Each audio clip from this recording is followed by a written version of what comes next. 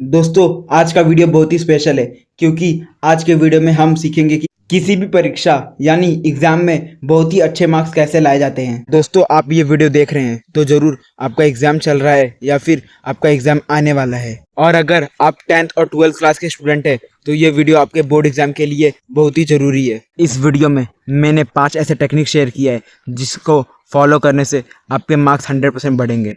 इस पांचों टेक्निक से आपके मार्क्स इंप्रूव होंगे चाहे आप कौन से भी स्टैंडर्ड के स्टूडेंट हो, और इस वीडियो को देखने के बाद आप बड़े से बड़े आंसर को आसानी से याद कर सकते हैं। यह वीडियो एकदम कमजोर स्टूडेंट से लेकर टॉपर स्टूडेंट सभी के लिए बहुत ही जरूरी है।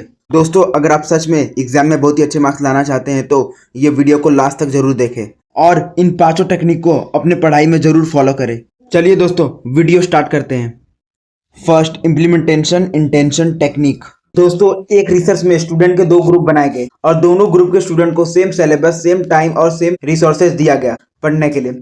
लेकिन इस रिसर्च में ग्रुप ए को कहा गया कि आप लोगों को सिर्फ पढ़ना है, चाहे आप कभी भी पढ़े, और ग्रुप बी को सब बताया गया कि यानी आपको क्या पढ़ना है, कब पढ़ना है, कितने बजे से पढ़ना है और कितना पढ़ना है। दोस्तों आपको जानकर हैरानी होगी कि इस रिसर्च में सबसे अच्छा मार्क्स ग्रुप बी के स्टूडेंट का आया, क्योंकि ग्रुप बी के स्टूडेंट ने इम्प्लीमेंटेशन इंटेंशन टेक्निक का यूज किया। दोस्तों इस टेक्निक में हम पूरे प्रॉपर प्लानिंग के साथ पढ़ते हैं, मतलब कि मुझे क्या पढ़ना है, कितना पढ़ना है और कब तक पढ़ना है, ये सब आपको जरूर मालूम होना चाहिए। दोस्तों प्लानिंग के साथ पढ़ने से हमारे माइंड को पता होता है कि हम क्या पढ़ रहे हैं और हमें कितना पढ़ना है और कब तक पढ़ना है। इसके साथ ही प्रॉपर प्लानिंग के साथ पढ़ने के बहुत से फायदे हैं। दोस्तों बढ़ते हैं अपने अगले टेक्निक पर।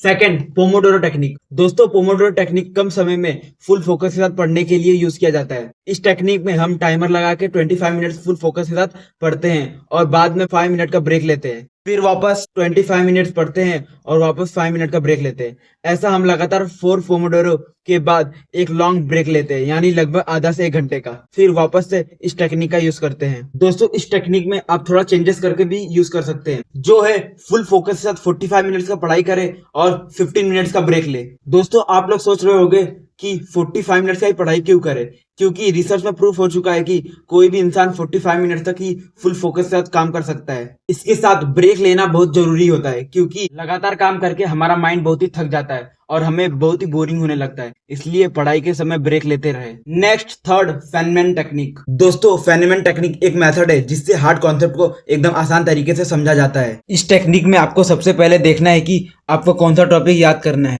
जो भी टॉपिक आपको याद करना है उसको सबसे पहले एक बार बहुत ही अच्छे से पढ़ना है और समझना है। अच्छे से समझकर फिर आपको एक ब्लैंक पेपर लेना है, उस पर उस टॉपिक का नाम लिखना है और जो कॉन्सेप्ट या पैराग्राफ आपने पढ़ा है उसको अपने सिंपल वर्ड्स में लिखना है। याद रहे आपको उसको इतना इफेक्टिव तरीके से लिखना है कि उसको 10 साल के बच्चे को भी समझ में आ जाए। दोस्तों ये टेक्निक से आप बड़े से बड़े आंसर को भी बहुत ही आसानी तरीके से याद कर सकते हैं। इससे आप बहुत ही इफेक्टिव नोट्स बना सकते हैं, उसको आप एग्जाम के टाइम अच्छे से पढ़ सकते हैं। दोस्तों ये टेक्निक आपको पॉइंट वाले आंसर यानी जिसमें पॉइंट्स लिखना पड़ता है उस आंसर को याद करने के लिए भी मदद करता है। दोस्तों बढ़ते हैं अपने फोर्थ टिप्स पर। 4, द 80-20 रूल। दोस्तों इस टेक्निक को परेटो प्रिंसिपल भी कहा जाता है। इस टेक्निक के बारे में आपने जरूर सुना होगा कि 80% रिजल्ट सिर्फ 20% एक्शन से आता है। ये रूल लाइफ के साथ पढ़ाई में भी अप्लाई होता है। दोस्तों आपको जो भी लॉन्ग आंसर याद करना है उसको पूरा एक एक शब्द याद करने की जरूरत नहीं है, उसका सिर्फ 20% वर्ड से ही आप 80% याद कर सकते हैं, या फिर उसको पूरा भी याद कर सकते हैं। मतलब कि एक लाइन में 2 से 3 ही इंपॉर्टेंट वर्ड होते हैं, सिर्फ उन्हें ही याद करना है और उससे आप एक लाइन बनाकर लिख सकते हैं। ऐसे ही पूरे पैराग्राफ या कॉन्सेप्ट में